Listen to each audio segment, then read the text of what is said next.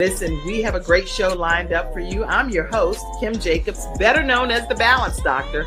And all of our guests that come on, they're either people that have overcome some tremendous odds in their own lives as they balance this thing called life, or they're experts and they're here to share tips and strategies that will help you better balance and manage your life. Grab your virtual seats and let's get ready for some real relevant and relatable content on today's episode of The Kim Jacobs Show.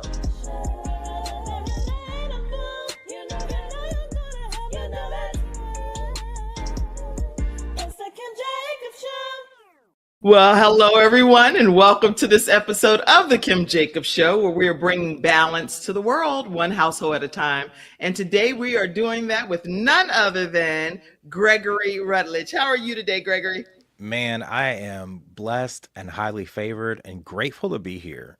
I'm just going to start with the gratitude because that's where success starts. Oh, see, you know what? You're already dropping those gems, right? Those words of wisdom and nuggets. Make sure you all grab your virtual seats quickly and let everyone you know that the Kim Jacobs Show is on the air. And there are all kinds of people that'll be tuning in today. So we don't want you to deprive your friends of the opportunity to participate in today's broadcast. So once you get in, make sure you let us know that you're here. Let us know by just typing your name, letting us know by just tagging your friends, and we'll put your comments up as well, because that's what it's all about, is knowing that the only way this show is able to thrive is by community contributions, community participation. So we really are grateful to have you be a part as our VIP participants here on the Kim Jacobs Show. All right, y'all ready? All right, everybody. Gregory Rutledge is the author. He is the author From Waiter to Greater.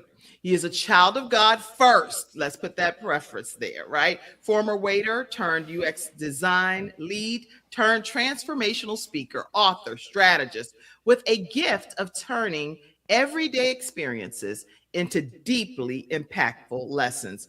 Gregory has spent the last decade helping high-performing leaders, creators, and entrepreneurs. See, that's how I met him. Okay, I'll talk about that. But going from stuck to unstoppable, he created the Greater Framework, his Greater University, or his one-on-one clarity sessions to help people hear from God more clearly, with more boldness, and with a design that is a life alignment with both purpose and profit. That is my guest today, Gregory Rutledge. Glad to have you, Gregory. Man, I'm glad to be here. These introductions, it almost feels like an out-of-body experience. Like, is she talking about me? Talking about the Gregory. That's what you need to put before your name. The Gregory Rutledge. That's what you need to put there. But I had the opportunity to meet you at a power networking event. And time I saw you, I was like, there is something special about this person that I believe we would be connected for a long time. I'm really, really grateful that we had that opportunity. What even brought you to that networking event? It was with George Fraser. I was in Myron Golden's inner circle, the King Solomon's Court, and I met a gentleman named Jabril that told me about this conference. And I, on faith, bought the ticket, got the VIP, sponsored a bunch of people to come to. We had at least 12 people show up. And when I met George and told him about Myron, he's like, "Oh, Myron had his start here." And it was a contrast of experience because I had just come from Offer Mastery Live like a month or two ago. Okay. And the contrast between how those events were run, it was like you get to see where your mentor got his start. Yes. And what he turned into as a result. And just some of the people I met there were so powerful, and the opportunities we had, but meeting people like yourself where you just feel your spirit, you feel your energy, and something's going to happen from that. So that was the first time I actually got my wife out of Texas. And she was so happy to get to travel and see something other than the great state of Texas. But it was an experience that it compounds. Okay. Wow. And so those experiences, when you have them happen, it literally is like an out of body experience, because you don't know what you don't know until you get there and realize what you don't know, Right. and then it's like, what? They were sharing so many tips and strategies, Hmm. and even sharing ideas of futuristic things, like asking in the audience, is there anybody that's able to create this? Because Mm, if so, here's going to be the outcome, the forecasted mm, outcome for you and your destiny. So I, yeah. I thought that was just such a supernatural experience, in my opinion. And the succession of leaving the legacy, like that was the heart of that conference there. And Right. it was kind of what sparked me to finally write the book, because I've been floundering on this book for years. Mm. I'm talking 15 years. Okay. And the journey of writing a book is really interesting, Mm. because you actually become what you're writing as you're writing it. And Mm. so the journey continues, and at some point you have to put a stop on it. Like Right. I can write the whole autobiography, but people don't know, like, trust, or care about me enough for me to just talk about me. So I got to give some value. Like, what from my story can I take Mm. that can actually inspire and help other people to level up or Wow. be better, right? And that was that differentiator when I got into Myron's program, and he told me people don't know or care about who you are. They need to know what they'll get. Mm. And it didn't even start as From Waiter to Greater. The name was, I have no idea what I'm doing, and that's why it's working. Oh, interesting. So that was the original name, is I That was have the no original name. idea what I'm doing, and that's why it's working. Yes. That'll preach all day long. You know that, right? That right there is a mouthful, because that's pretty much the summary of what happens in a lot of our lives. Hmm. We have no idea what we're doing, but it's working Right. some kind And of way. it's God, right? That's If right. if if I can be so bold as to say, nothing that you see in me that is great is actually me, Mm. because I'm still human. I still fall short and miss the mark. I still have bad days, or what my wife likes to call potato days, where, just don't feel like doing anything. Mm. But it's that journey. We become addicted to a destination. Like, once I get here, I'll be okay. Once I get to this mark, I'll be okay. I can tell you that every mark I've hit has felt like Tuesday at 2 o'clock. What does that mean? Tuesday at 2 o'clock. It's just a regular day, right? And the I say this all the time, and it just turns heads. I've been in crack houses with crackheads, in boardrooms with Mm. billionaires, and I Right. see the same thing everywhere. Yes. They're looking left, they're looking right. Mm. How should I behave? How should I act? How should I react? Who should I be? That's right. And they're looking down at the people below them to make sure that they're okay. But we Mm. we fail to look up, right? Mm. That's where the guidance is. That's right. Right. And everyone is chasing this destination. Like, Mm. once I get here, I'll be okay. From waiter to greater, I'm not greater yet. I'm in the process of becoming greater. I just want to Yes. take people with me now. Woo. Okay. You know what? This is going to be clearly a roller coaster ride conversation today, and I share wholeheartedly in the theory that I personally will never arrive, no matter what phase of life I am a part of. Hmm. I'm always ever learning, ever evolving, and making sure that I do what God has equipped me to do. And Les Yeah. Brown said one time that how is simply not our business. So no Mm, matter what we do, all we need to do is do what we're supposed to do, mm.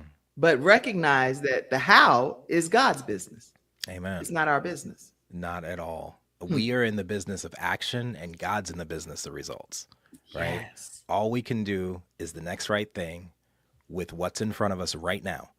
And then when we don't know what the next right thing is, just do the next thing right. But for the love of God, just do something. Just do something. How many people agree with what we're talking about here? Just put it in the comment section if you believe that we should just do something. Mm. Everybody should be typing and participating, because it is so important for us to know that if we don't know what to do, And we talked backstage, Gregory, about Mhm. everything. Well, you tell everybody what we talked about with the polished and waiting for everything to be right Oh and my all of that. goodness. What's your theory on that? Listen, you can get stuck in preparation and iteration and planning and strategizing and optimizing all of your ideas. And let me say this, because this was not in the book, but AI is compounding this problem, because you have a therapist, you have a strategist, you have a coach, you have all these things at your fingertips, and it sounds good, it feels good, it makes you feel better than Yeah. anything's ever made you feel. Right. And I don't think we're seeing the danger. Mm. What is the thing that we've always wanted as humans more than anything? A We want tangible love. God. Oh, go ahead. We want love?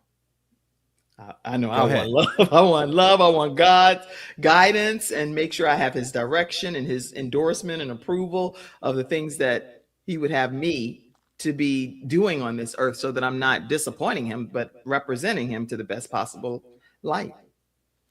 And how many times do you actually hear the voice of God audibly? Right? He talks through other people. He talks through Right. signs, just what I like to call God kisses. Those coincidental, serendipitous moments that are too Yeah. good to not be God. Mhm. But when we run to a GPT or a large language model and we just dump all our thoughts and ideas and we unload on it, and it just gives us an instant response, and it's always there to make us feel good. It's never going to argue with us, it's never going to tell us we're wrong, it's never going to stop us. It's just going to keep, and next I can build this for you, and if you like, we can do this, and that's a great idea. You're on fire, man, you're great. And you get addicted to that, Mhm. right? And we've seen it starting to cause mental health problems. There are Mhm. people that have actually unalived themselves as a cause of GPT. And this is Right. so sad. Mm. But you have to keep that human That's good. touch, that agency. Mhm. You have to keep That's good. who you are, and don't lose it or surrender it That's to the algorithms, to the, what am I trying to say here? If you continue to turn over your thinking, your Mhm. creativity, your agency to robots, Right. you are going to lose it. And I had this realization. I was almost done with the book, and I was on the beach with my wife in Tampa, in Clearwater, and I had an idea about Okay. thinking. It's a 6-dimensional thinking model. And I wanted to flesh this idea out Yeah. in my head and play in that playground that I used to Right. have. And I realized it didn't work. The first thing I went to was, oh, let me just drop this idea in GPT and have it flesh it out with me. I didn't have my watch. I didn't have my phone. I didn't have my laptop. And even if I did, there's no Wi-Fi on the beach. Right. Right. Right? So I tried to think and my brain hurt. And then it hit me. When I don't work out, my muscles atrophy. That's right. Mm. The brain is a muscle. And if you don't use it intentionally, purposefully, Yes. you will lose it. That's good. Well, this I was actually looking here. I was looking here. I have a copy of this book, From Waiter to Greater, by the way. But I was looking here on page 9, and I'm just going to say, you said also full transparency. The book was written by someone who has ADHD and dyslexia, according to societal diagnosis, right? Mhm. But the thing that I loved about this is that you talked about how you used AI to your advantage. And I Mhm. love the full transparency that you shared in here. And you Thank you. talked about this is still my experiences, my voice, my process, my Mhm. lessons, my fight. That is profound. Just kicking off as you're reading the book From Waiter to Greater. I'm a big person that goes and reads and highlights and all kinds of stuff. So I have my bookmark from, What? yes, I have my stuff. Let's go. And did I sign that? Yes, you said, boy, bye. I got me an autographed copy. Yes. To Kim Jacobs, you deserve the best. And you said, thank you from waiter. You said from waiter to you are greater, is what you wrote in mine. And then you signed it. So thank you so much. Thank you so much, sir. So we're going to definitely be talking Wow. more about from waiter to greater. And I want to talk just because that title, even though you Mm. changed it to become from waiter to greater, Mhm. what was that defining moment that you realized that you personally were called to greater? Mm. Man, which time? Because it's an Right. ongoing. See, people think greater is this destination. I'm Uh-huh. going to arrive and I'm going to be greater and everything is going to be just fine. Mm. There are different seasons in our life where we're called to a greater purpose. And I thank God for his grace that he allows us to grow at a rate that we'll survive the transformation. Mm-hmm. Because if we got it all as an instant download, I don't think we could handle it. That's right. That's right. So my first That's call to greater was when someone asked me, good. "Who are you?" And I was like, "I'm Gregory." "No, that's your name. Who are you?" Mm. "I'm a waiter." "No, that's what you do. Who are you?" And it just kept going. And I'm a rapper. I'm this. I'm that. I'm Sandra's son. I don't know what are you talking? And they just let me go on for minutes, almost an hour, like 45 minutes on this. Okay. And finally they said, "No, you're a child of God." I was like, "That's stupid." I didn't understand what that meant. When you are a child of God, you have nothing to prove, nothing to lose, nothing to hide, and nothing to gain. Mm. You are joint heirs with the Maker. Mm. You have a home. You have an inheritance. There's no fight for anything else. You already are greater. You already have Period. everything you are going to need. That's right. And I didn't understand that because I was in this stage in my life of performing, Mm-hmm. always performing, always asking people for their validation and what they thought. And this was in the beginning of my recovery journey. So working the 12 steps of recovery and finding out why I was running, what I was running from, Mm. and that I needed, most importantly, Kim, to forgive myself. To forgive yourself. And how do you recommend at some point? I want you to finish what you're saying, but I do also want you to address how do you recommend that people forgive themselves too, because that's a process in itself. But carry on with what you're saying first. Mm. There. So man, that is so powerful. That was the first, was who are you? Then it was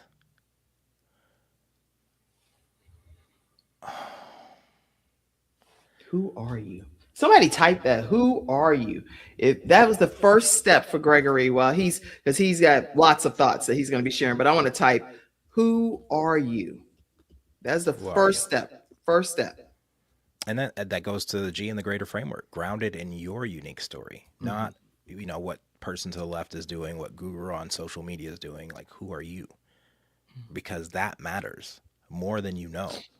There are people that have your name written backwards on their head and you're the only one that can get through to them. There's people that you can reach, Kim, that I can't, and That's vice right. versa, right? And when we don't show up in the world to serve those people, we're doing them and ourselves a disservice, right? Mm, And we feel that. They feel that. Some people don't make it as a result. It's harsh truth. that's So right. that was the big turning point, was who are you? There's so many other moments, and it always stems from a question, right? Yes. It's a question. See, if someone gives me an answer and it doesn't work out for me, Right. then I can say, when that thing didn't work out, see, that thing you gave me didn't work out. You Mm. were wrong.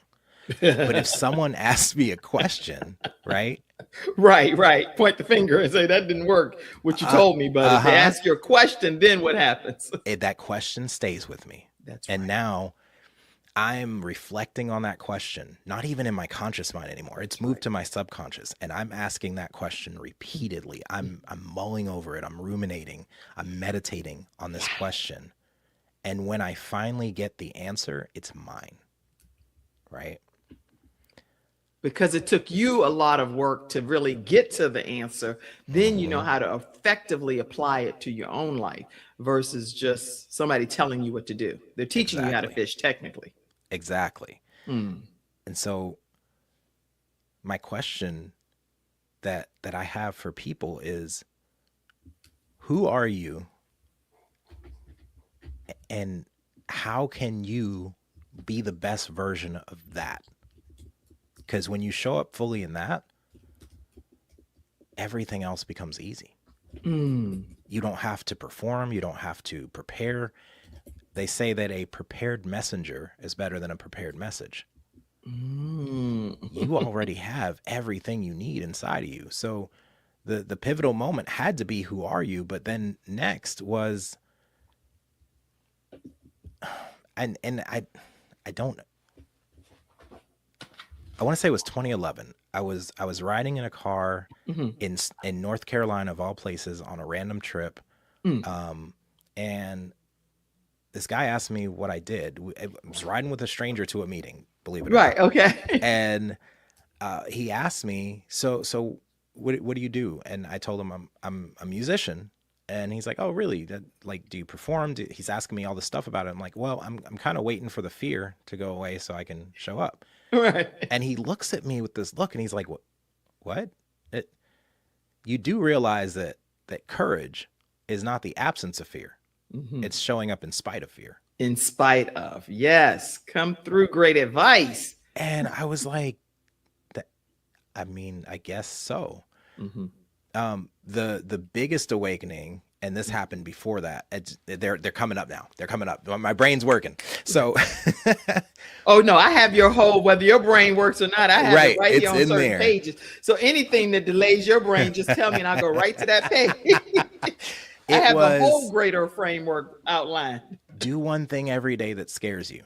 Okay. And so the reason that one hit so hard in that car is because I had been doing one thing every day that scared me, to the point where that evolved into, if anything scares you, face it head on so that nothing stands in your way.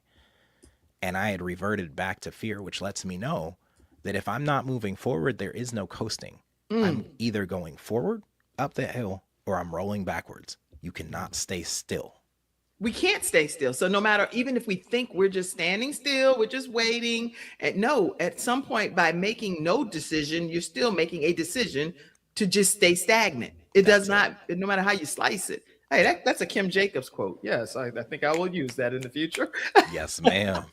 That's the whole point. We're not really what Les. I'd use Les Brown often because he's one of my mentors. And oh, speaking of which, I should probably take a moment and let you all know that Dr. Les Brown just recently celebrated his 81st birthday. Wow.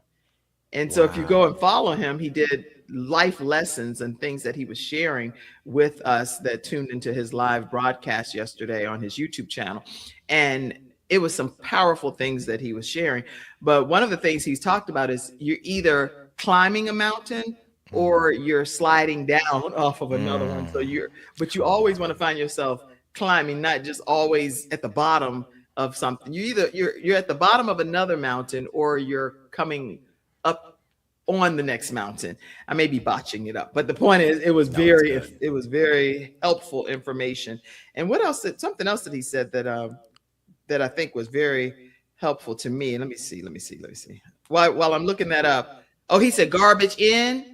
Sometimes people have the theory that garbage in, garbage out. No, he said garbage in, garbage stays. So stop letting garbage get inside of you. Don't just be a sponge. Isn't that deep? Wow. Yeah, that's a lot. And he said we have to create our own reality. Don't just focus on what's going on now, because there are mass distractions that are out here that try to get you to retire and do certain things at a certain age. He said, I'm 81, I still have a pulse. And he was talking about the fact that no matter how you slice it, as long as he's breathing, he's not going to just retire. It was so powerful. Let's keep going. That is powerful. And it's so true. Look, the retirement, this whole system that was built, and I'm gonna diverge for just a second here. Yes. Go to school, get a good job, go work for a company for 40 years, get a gold watch and a pen, and retire and live your life. That world doesn't exist. It does not. It has been gone for like the last 30, 40 years. Yeah. It was created for a purpose in a time and season that we are no longer in. Things move so fast now that by the time you finish school, everything you learned is outdated. Wow. And obsolete. Interesting. So you have to move really fast now. It is easier than ever to gain knowledge, wisdom, and wealth, but Yes. it's also harder than ever It because is. things are moving so fast. Interesting. And so if you can't learn as you go and just use that adrenaline Right. to do it scared and unprepared, Yes. you're going to be left behind. I agree with you know what? If I had to drop the mic, I would say drop the mic, but I don't have the drop the mic sound effect over here. I was But I gonna, can just I tell don't have you my that. sound effects. I would have done it too. But I'm telling you, that's the heart. Wow. That's the heartbeat of the matter. Doing it Mm, scared. And sometimes when we're doing it scared, our heart's racing. We're nervous. We're hmm scared. We're not sure of what the end's going to be. But we only know in part, Gregory. So that's why it's important for us mm. to trust God in the process and know that Yeah. it's going to be a favorable outcome. Now, in your book, for those of you that's just tuning in, because I know some of you may be like, who are we talking to? What are we talking about? Blah, blah, blah, blah, blah. Listen, we're talking today with the author of From Waiter to Greater. And he has written a best-selling book that everyone should get a copy of. And I want to make sure that I like this picture. You know, I can put the professional picture up, but this is the one that really speaks to my heart because you're just so authentically excited here, from waiter to greater. And one of the things in your book you say, every plate, every interaction, every mishap taught you something about people and yourself. Can you share a moment when you were waiting as a waiter and how that shifted how you see yourself now as a leader and even your purpose? Man, I used to be so afraid of being on stage, like as a musician. And I had a group of friends. We called ourselves closet musicians because we'd make, you know, number one hits, but no one would ever hear them, right? And there was a moment I was working at Macaroni Grill, and I just had this moment of mindfulness Mhm. where I realized I'm walking up to complete strangers. I'm turning them into friends in a matter of minutes so that they can pay me at the end of this transaction. Mm. And the entire restaurant's full. We're on a wait. We've got people all up and down the ramp. And I look around and I realize, yeah, they're all here, but they're not even looking at me, Interesting. right? But they can see me every move. And so I'm on stage no matter what. I can't just come out here and, I mean, I can. I see waiters do this, talk Right. about their life, complain, cuss, all these things. Right, right, right. But if I'm on stage, I never know which customer in that restaurant is going to see me and want to come back to see me again instead of the Right. waiter they had. So I'm Interesting. always performing. I'm always on stage. And it changed the way I carried myself. Good. And there's so many lessons that I probably even left out of the book because I did an experiment this last year. Okay. Could I go back to waiting tables and could I do everything backwards from the framework and still Okay. sustain the success I had? Interesting. It doesn't work. So, Why? Why do you feel that's the case? oh my goodness. So I can wait tables, Uh-huh. but when you have a purpose and you are operating in a at a place that you're no longer at, it feels like putting on a shoe that doesn't fit you. Like I'm a size 10. If I put on a size 8, that's going to be my angry shoe. As soon as I put that shoe on, I'm going to be angry, right? Right. I I had a general, I don't even know the word. There was so much passion for the people, the servers, the Right. customers, the managers, and how they showed up and how they served and how they took this seriously because I saw what it could get me to. Okay. And I just couldn't communicate that to them because they're just there to make their dollar so they can spend it. Hmm. And I understand how money works now. I understand like how it works in a corporate setting, Mm. designing experiences for companies. And so the Remind me the question real quick because I feel Oh, like I.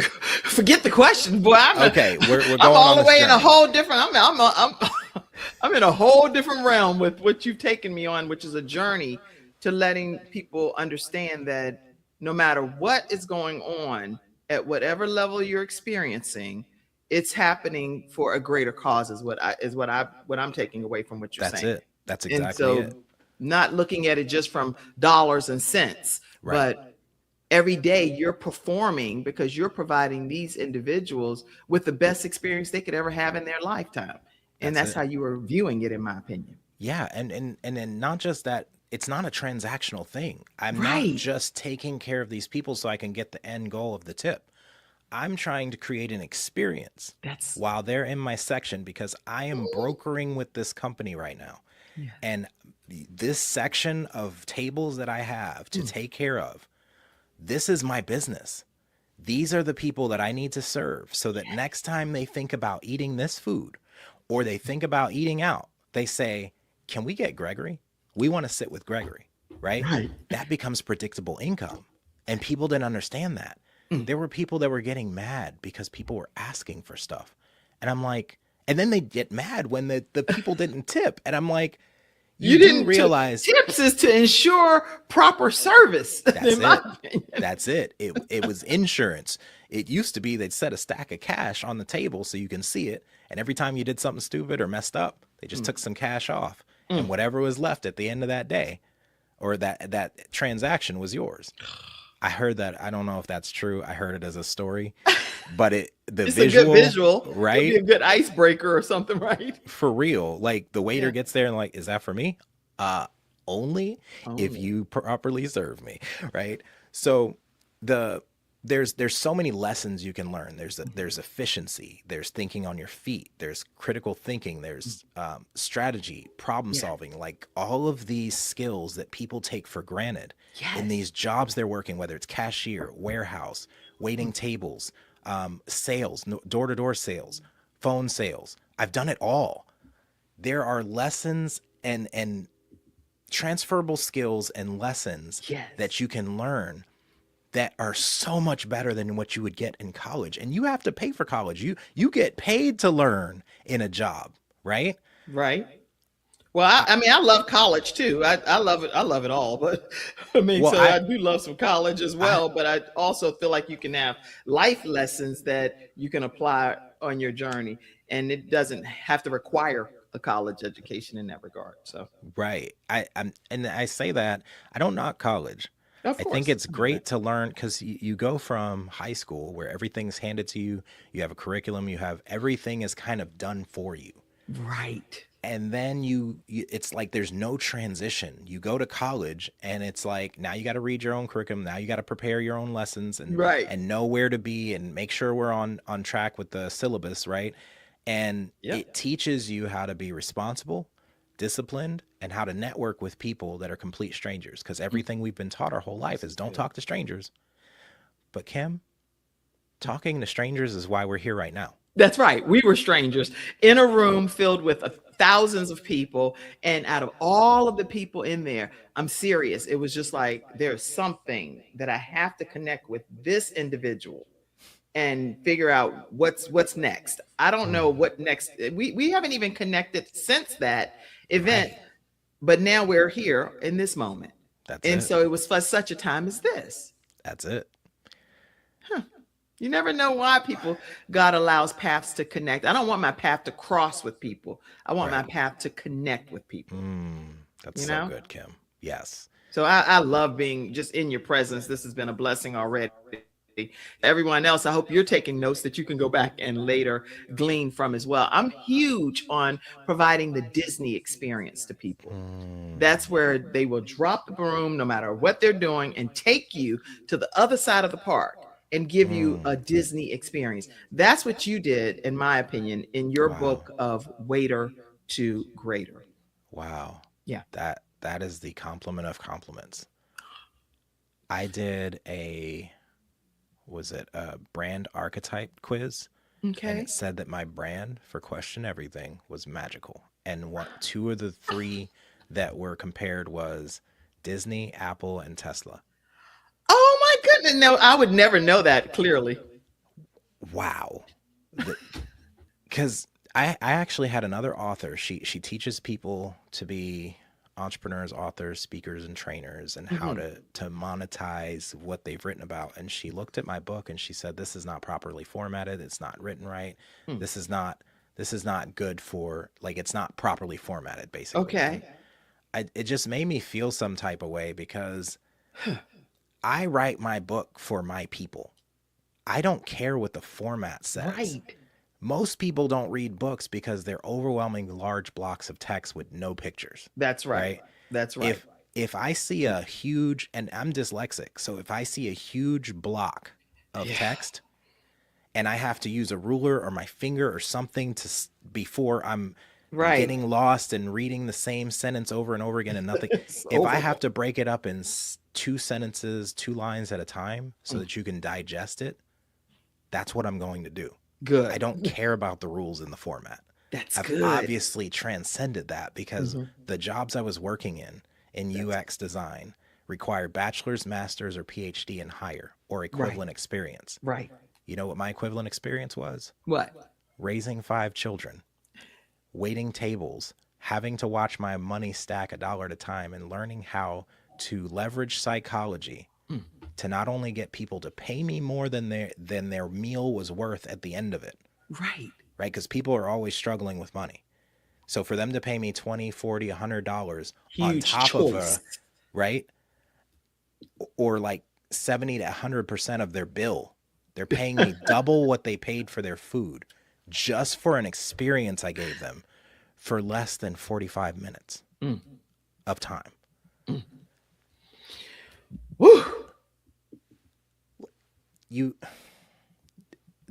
think that there is this process of I have to have something in order that I can do something so that I can be someone. And I challenge everyone unconventionally is to just flip that around. What if you just be that person? Be what you want.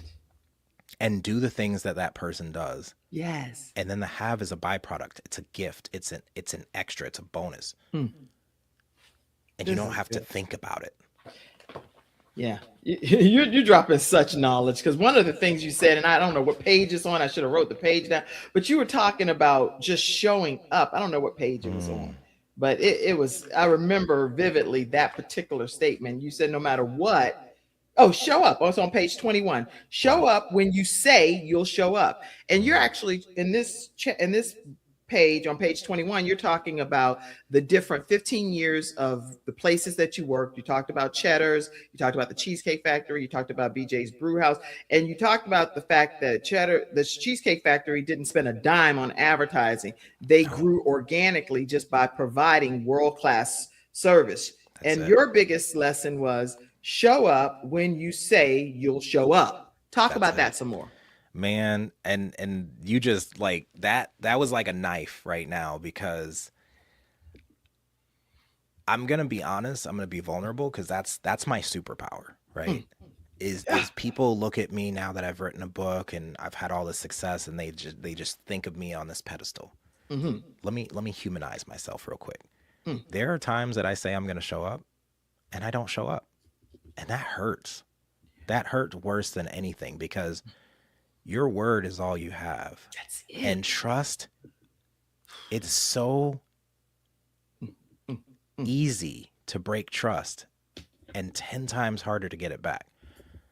I have promised myself time and again I was going to show up for, the Greater University at this time on these, and then I'll get going. And as things start working, I'm like, there's this old part of me that shows up and says, but who are you to do this? Right. Right. I start showing up on YouTube consistently. I start doing my podcast consistently. And then at some point it starts working. And there's this subtle self-sabotage. There's this old version of me that says, you remember that thing you did? You remember that person you were? You remember that you are not. Yep. It's this voice. And so I'm encouraging others because I need to hear this too. When I say I'm going to show up, I should show up because I promised, because that's right. it's the right thing to do. And it's not just, for me, it's respecting those people's time. I was afraid that I wasn't even going to wake up on time for this, because there's times where there's a rebel inside of me. I know what you're saying. And when I have to get up early, for some reason, I fight my sleep the night before. When there's something to be done, all of a sudden, I have the energy to clean the kitchen, or to clean that room, or to organize this section of my workspace. You feel me? So show up when you say you're going to show up, because you're building the reps, right? And it's a physical, a spiritual rather, like the spiritual equivalent of the physical embodiment of working out. Yes. Every time I promise myself that I'm going to do something and I don't do it, I wane the trust in myself, and it gets easier to do that. But every time I push through 2 more minutes, one more rep, one more paragraph writing, one more thing, I train my brain, I train my spirit, I train my soul to be able to do hard things. And then nothing, like I said, if anything scares you, face it head on so that nothing stands in your way. Yes. I want to give your viewers, please, an exercise that's really helped me. And when I remember to do it, it really, really helps me. Come on. If anything is scaring you, or you're procrastinating on something, or you find yourself immobile, take a cold shower. Turn it on. Don't even, like, the moment you hesitate, your brain says danger. Right. There's something wrong, because we just ate this food, or we just opened our phone, or we just scrolled social media, and that was easy. But now this thing that you have to do, you hesitated. Why'd you hesitate? Okay, danger, fight or flight. Parasympathetic is activated. Okay, now don't danger. And so 3, 2, 1, jump in. Turn it on as cold as it is. 3, 2, and 1, just jump in. If you have the shower head, hold it on your chest and breathe. As slow as you can, like slow your breathing. It's going to feel like a shock.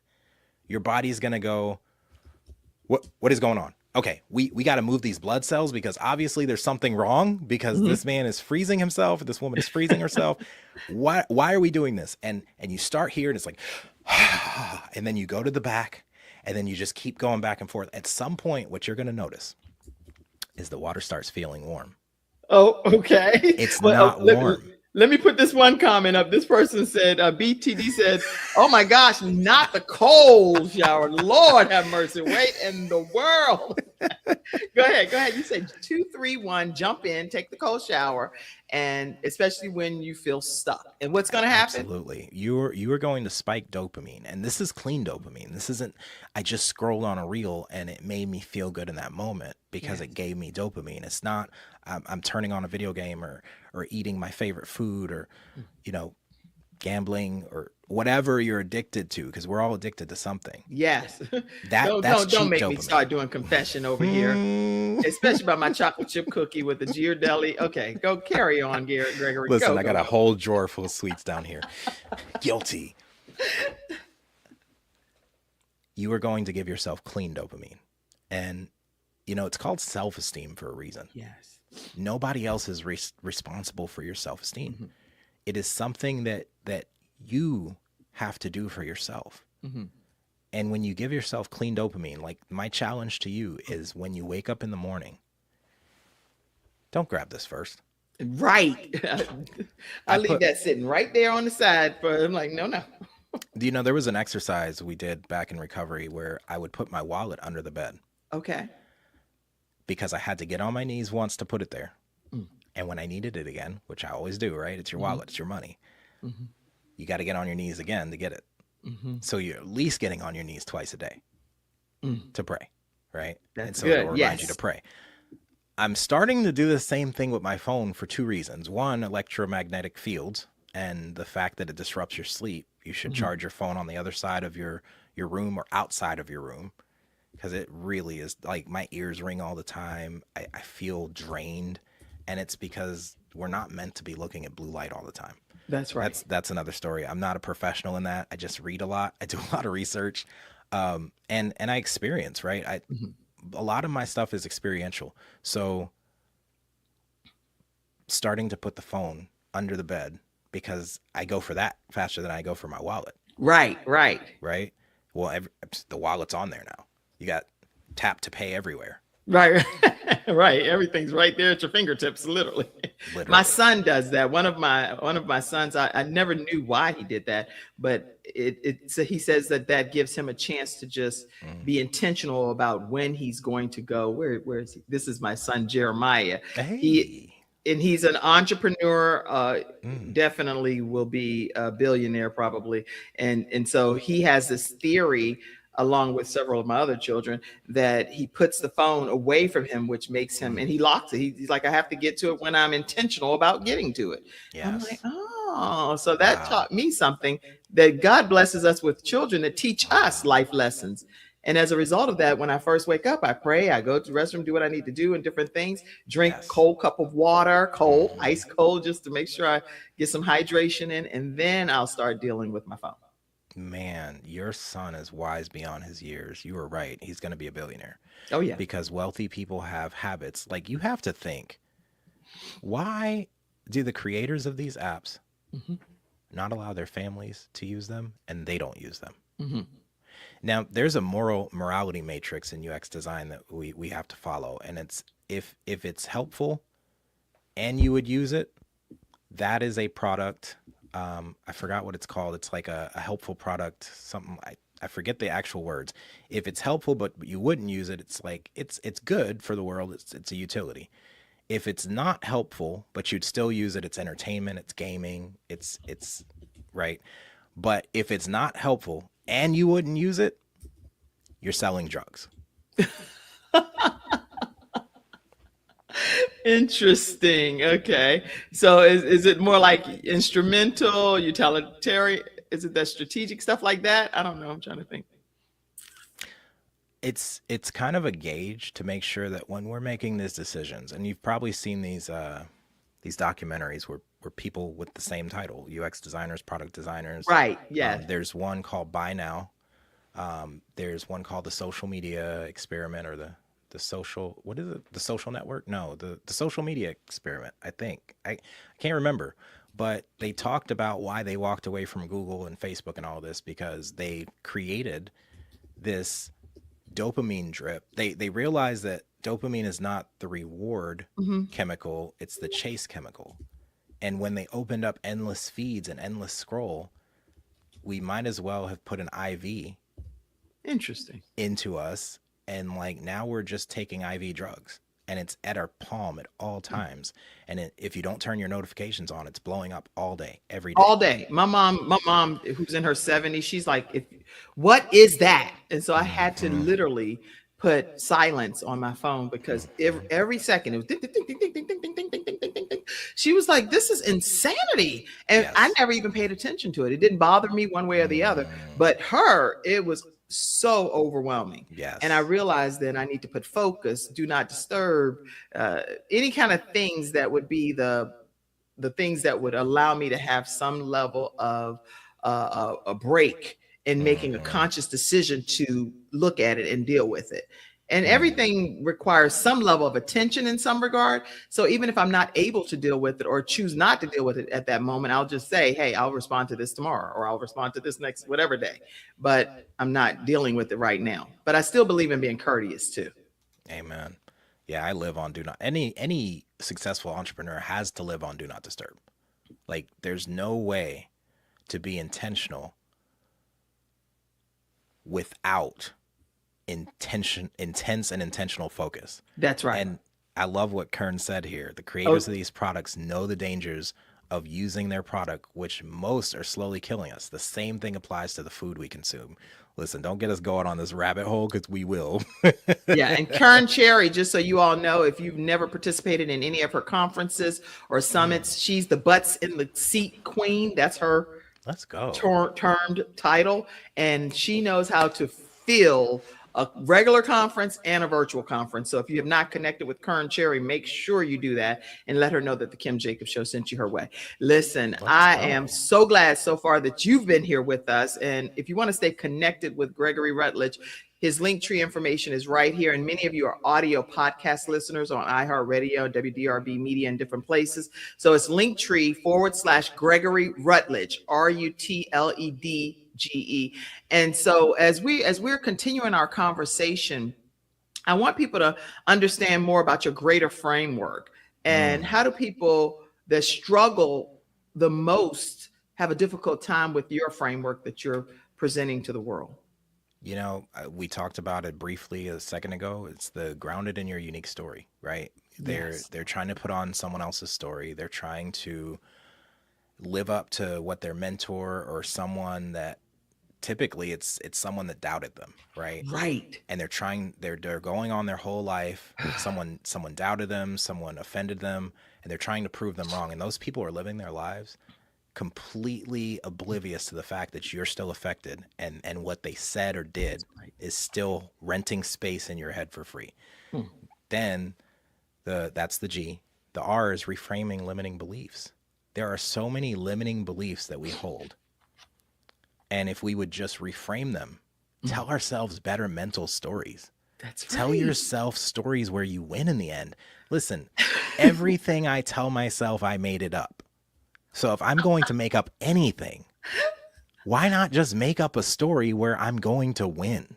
But do me a brief favor. Just make up one little story. Here, look. Make up a story where you win. Just that brief favor. I love the I love it. Just at the end, we win. It doesn't, it's not even really about a specific story. It's just knowing that at the end, I win. Bars, Kim. Bars. I love it. At the end, we win. So just put it in a different frame. Yeah. And then embracing continuous learning. What do I mean by that? Embracing everything that happens to you is not happening to you. That's right. You are a speck in the universe, in this long continuum of time. You should be grateful to even be here, but it's not happening to you. It's happening for you because all work works. It is either working on you, yes, or it's working for you. And it's working on you so that you can become the kind of person for whom it can work.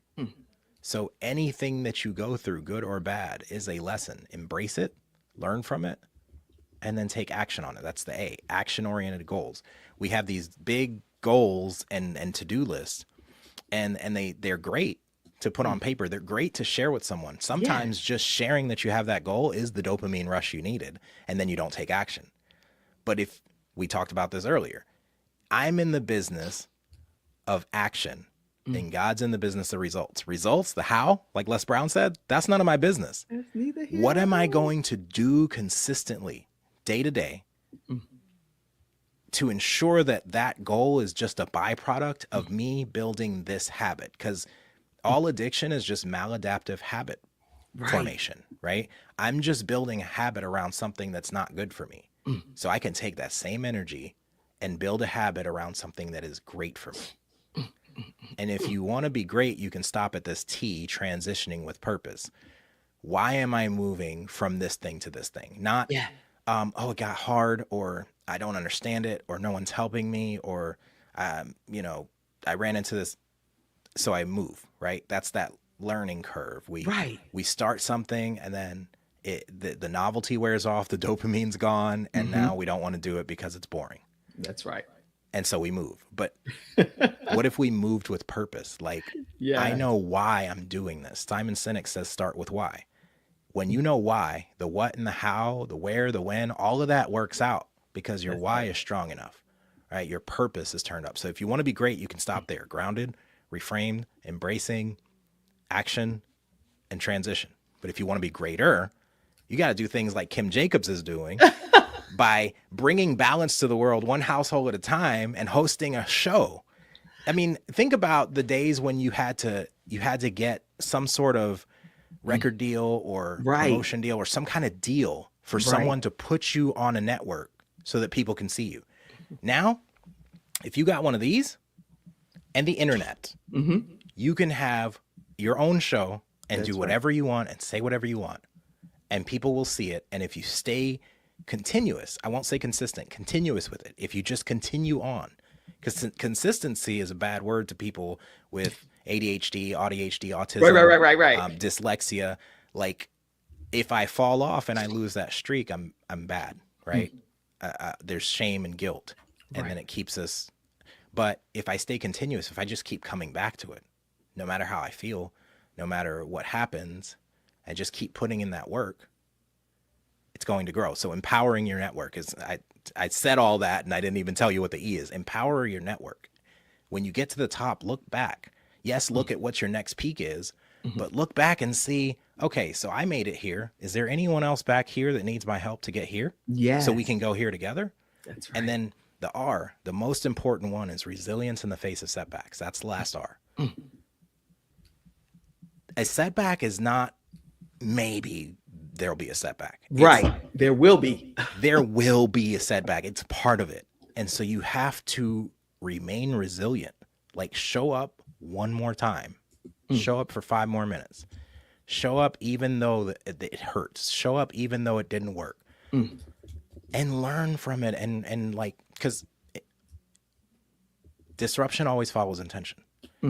Every time I get intentional about doing something, disruption is the first thing that's automatically. That's automatically.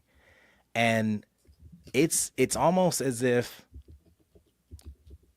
God wants to say, are you really about this life? Right. Because you're about to go through a journey stepping into this territory, especially in my name. Right? That's right. It has been so hard to get everything in order by myself. And in this experiment, I don't even think I was running this experiment consciously. It was a subconscious thing, like a self-sabotage thing, where I was starting to get grounded in other people's stories. I was rehearsing limiting beliefs. I was balking at continuous learning, like, oh, this is happening to me. This is so bad. I wasn't taking any action. I was transitioning without purpose. I was avoiding my network. And resilience? No, I give up. This is stupid. They asked me for a password 6 times in 6 different ways to check my email for the.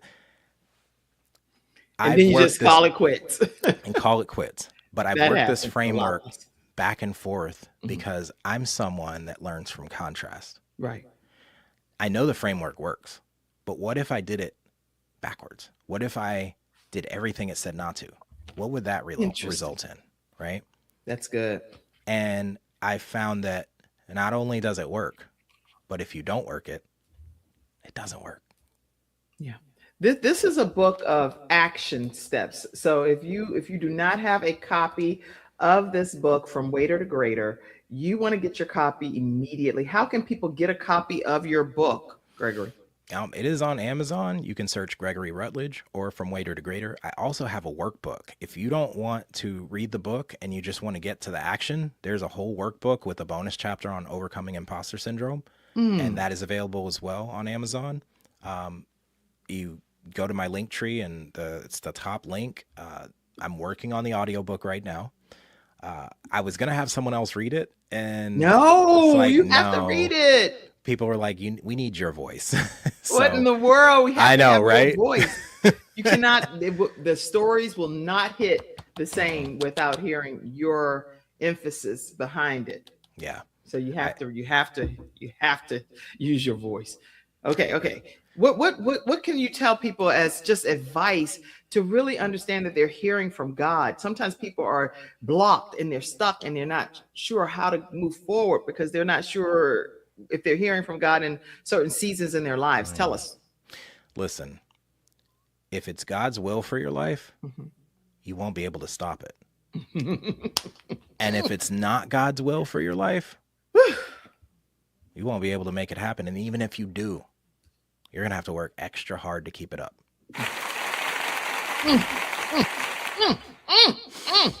That's good. That's good. Y'all, these are some words of wisdom that I know that you can apply to your life. Now, you also work with high performing leaders and entrepreneurs. What's the biggest internal battle that you see most leaders and entrepreneurs facing from your perspective? Because you coach a lot of people.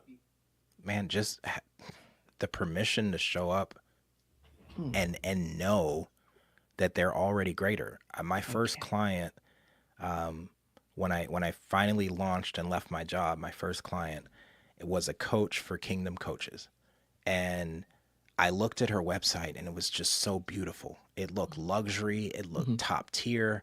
And I scrolled to the bottom and I see $297 and it's crossed out and it's $97. And I was like, this is the equivalent of having a Rolls Royce parked outside and telling someone, I got a Rolls Royce, brand new, nothing wrong with it, $300. What's your first question? Like, what's the resistance for me is what's wrong with it? Am I going to get shot once I get in there? Did someone die in it? Is it Right, stolen? right. Right. So I told her, your site looks premium.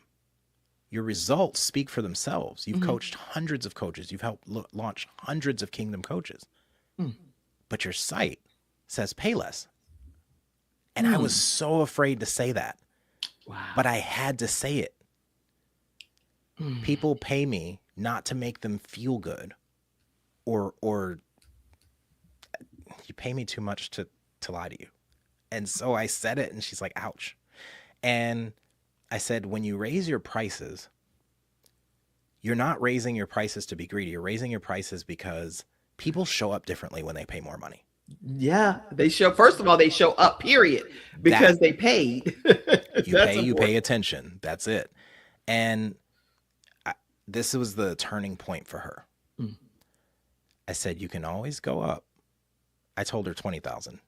Mm. She argued down to 12,000, and then she did 8,000. Right? She went up on her prices because I said this. You can always go up, and if it doesn't work, you can go back to what you were doing. She went up. I promised her $24,000 a month return. I messed up, Kim. I didn't get her to 24,000. You got her to more, didn't you? I got her to 50,000 a month. Woo! And it was like, they just need the permission Mhm. to know that they can do it. Mhm. And so I'm giving you the permission slip right now. Mm.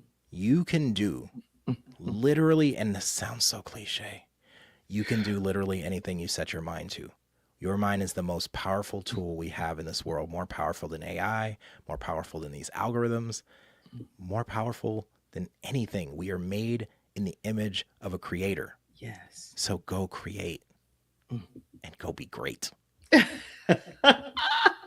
Yeah, I'm promising you some kind of way the StreamYard platform has to have a drop the mic sound effect. It has to add that, because that's about the size of it. And your philosophy, this is probably one of the last questions will ask, maybe one more, but just real briefly. What is your greater philosophy now versus when you first started? Because I think a lot of the people that's watching may be more where you were when you first started. So what's the difference between your greater philosophy then and your greater philosophy now? I'm much less confident now than I was in the beginning. Believe it or not. Listen, Interesting. I'm just being real, because you get to this place where you think, when I write the book, I'll be there. When I do the thing, when I make the podcast, when I make the $250,000, the six-figure income, I'll feel okay. Mhm. And then you get there and you realize it's not all you thought it would be. And it's a fleeting moment. It's just, okay, the book's published.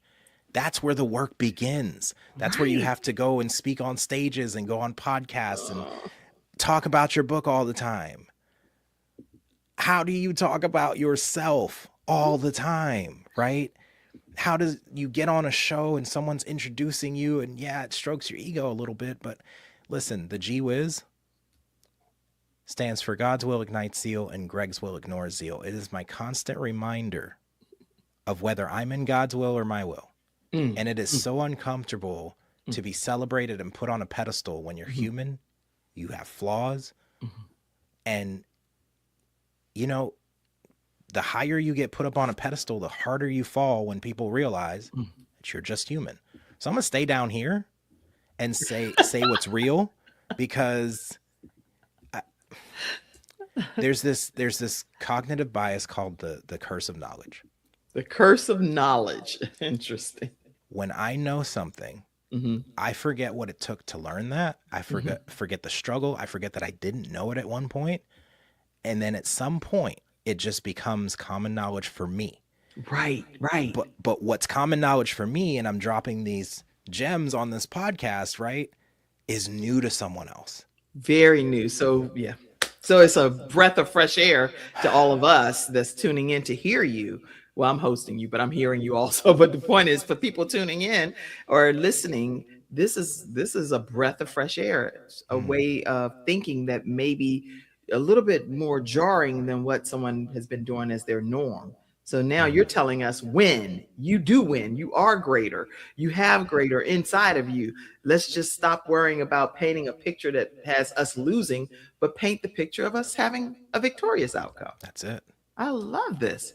Okay. All right. So I saw a podcast. Are you hosting? Tell me about this.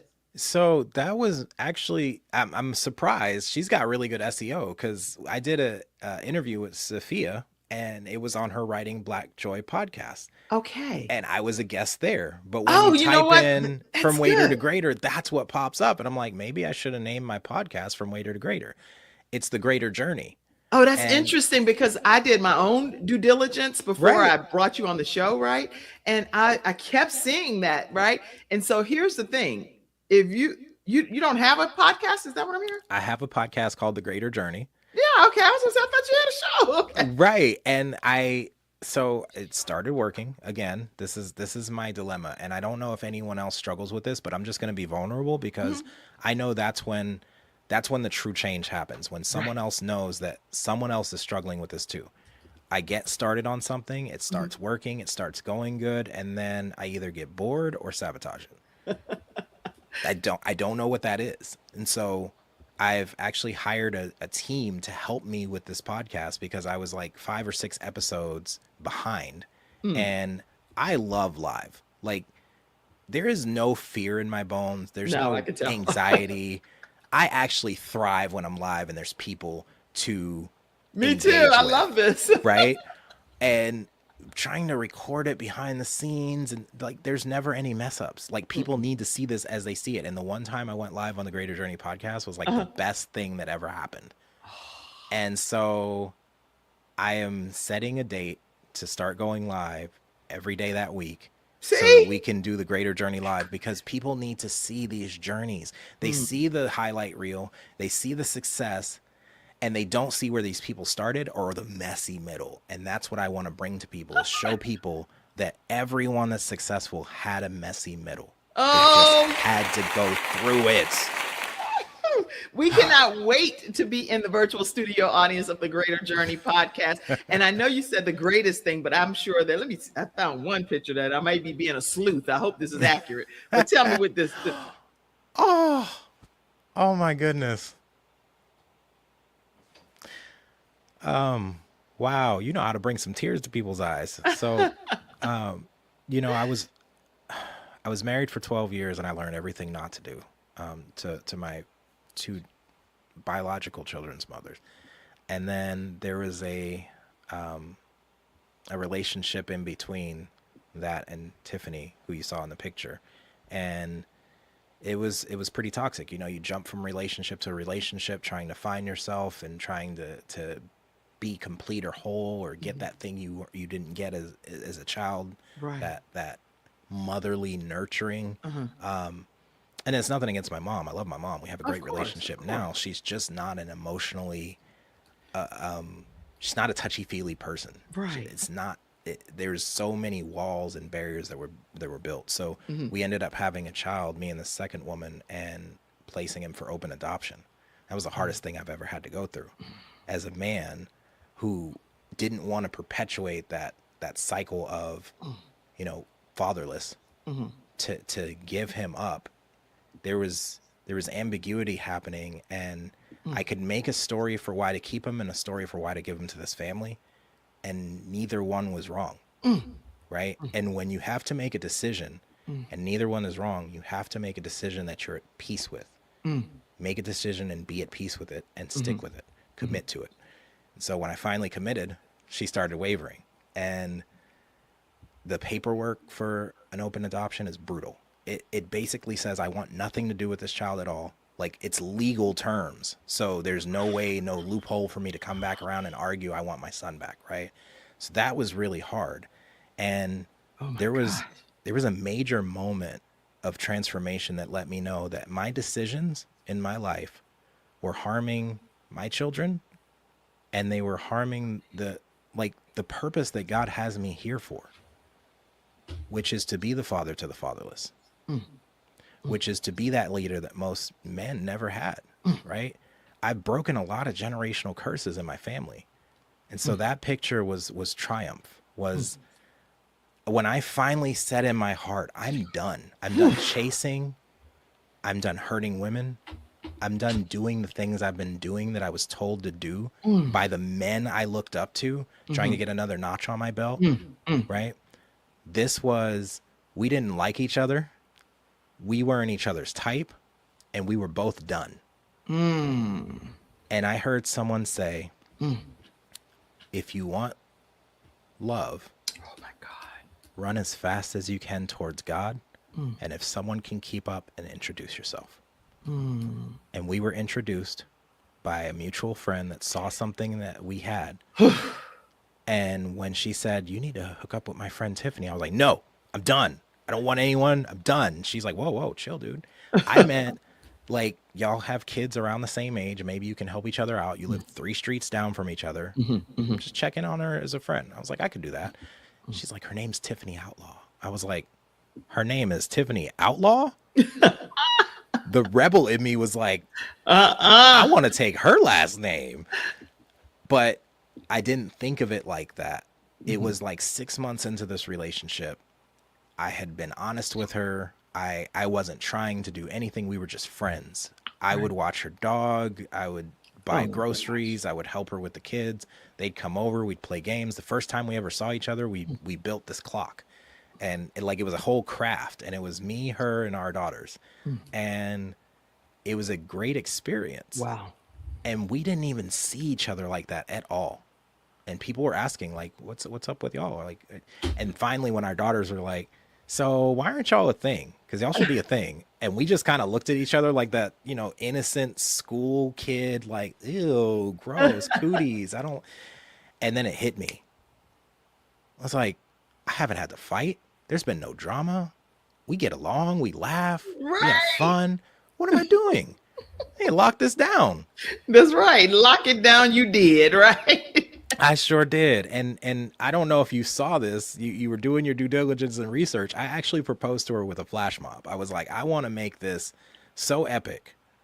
I mean, it would have been really embarrassing if she said no. Right. We did a whole flash mob. It took me 3 months to prepare. I'll drop the link for it in the chat, but it was the Griffany flash mob proposal, and it was epic. And that's so good. It was just a sign, an outward sign of an inward commitment. Like, this is it. I'm hanging up the player hat. I'm hanging up who I was, and I'm committed to this woman. Yeah. Oh, yeah. Yeah. I don't even think I got to say in the video, like, they lower the volume so you can hear me. I don't even think I said, will you marry me? I was just so nervous. And halfway disappointed that I didn't get to dance in the flash mob because I had to be prepared to propose. Well, I'm so glad we are ending more on that note, because I had no idea that that was even the story associated with your journey. You are truly the epitome of from waiter to greater, and I can't even imagine what is yet to come. This is just You're just in the middle of your journey, and God has so much more in store for you. So I'm so proud that you participated in today's episode. Listen, I do have one of our episode sponsors that I want to Hey, make let's sure that I go. take a moment to acknowledge, and that is our very own Letitia Lamar. She has an upcoming program that's happening this Thursday. And if you have not already registered, you can reach out to her by calling 352 462 2804. And it's Legacy Now. It's a free masterclass, Hmm. February 19th. And if you're watching this as a replay, then she does this different times. But this one is on February 19th at 7 o'clock p.m. And all you have to do is call 352 462 2804. She'll send you some pre-work. You will be prepared for learning how to leave aligned and equipped on how to build your legacy now. She's the author of the book Be Great. And Mm. that book is a book that is a game changer as well. So definitely don't miss the opportunity to register for her masterclass. Thank you so much, Letitia M. Lamar, for being our episode sponsor today. And please, let's keep Reverend Jesse Oh, Jackson's family in our prayers, because obviously we've lost a giant in the civil rights movement. He has been a forerunner in so many different regards, and a game changer, a life changer in some of the things that's happened to make our country better as a result of him being able to sacrifice a lot of his own life for the better cause of all of ours. So we celebrate you and we salute you, Reverend Jesse Jackson. All right. mm. Any And closing comment for you? this was so good. So good. I'm so inspired. I'm so grateful for the opportunity to speak to your audience, for them to show up, but just the way you run your show. It's so inspirational to me. It gives me a model of what I could be doing differently and better, greater. Um, I want to tell your audience on these closing words: be bold and courageous. Do everything that you do with passion, and I promise you will have a life that you love. Now go be greater. Go be greater, everyone. Listen, if you're interested in starting your own virtual show from scratch, please make sure that you reach out to me right away and let us know that it's from you seeing it here on the Kim Jacobs Show, and you'll get a 10% discount as well. And you can reach out at 704-962-7161 or 704-944-3534. Thank you so much, Gregory, for blessing us with your presence, your talents, your gifts, your heart. You made our lives better. All right, Thank you. everyone. Thank you for tuning into this episode of the Kim Jacobs Show, where we did bring balance to this world today. And I know we did with our special guest. Tomorrow, we'll be right back on, and we're talking with a woman who went from servant to kingdom daughter. And she's going to be Wow. sharing her journey as a gospel recording artist. So I look forward to her being in the studio audience tomorrow as our special guest. Thank you so much for tuning in to this episode. And we will see you again Monday through Friday at 11 o'clock a.m. Eastern Standard Time, right here on the Kim Jacobs Show. You have blessed my heart, Gregory. No, thank Gregory, you. high five to you over there. Let's go. And anybody that wants to show love to the Kim Jacobs Show, it's been scrolling on the screen the entire time. Any amount is a blessing. It helps us keep our subscriptions going. We are only able to keep this program alive by having contributors from our community, followers as well. So make sure you support us in whatever way God blesses you to do so. Have a great day, everybody. I'll see you tomorrow at 11 o'clock a.m. Let's Eastern go. Standard Time, right here on The Kim Jacobs Show. Have a great day. Thank you for tuning in to today's episode of The Kim Jacobs Show, and for being in the virtual studio audience. Your presence truly does make a difference, and I look forward to you bringing your friends and family to join you in the virtual studio audience Monday through Friday at 11 o'clock a.m. Eastern Standard Time. I look forward to seeing you, and make it a great day.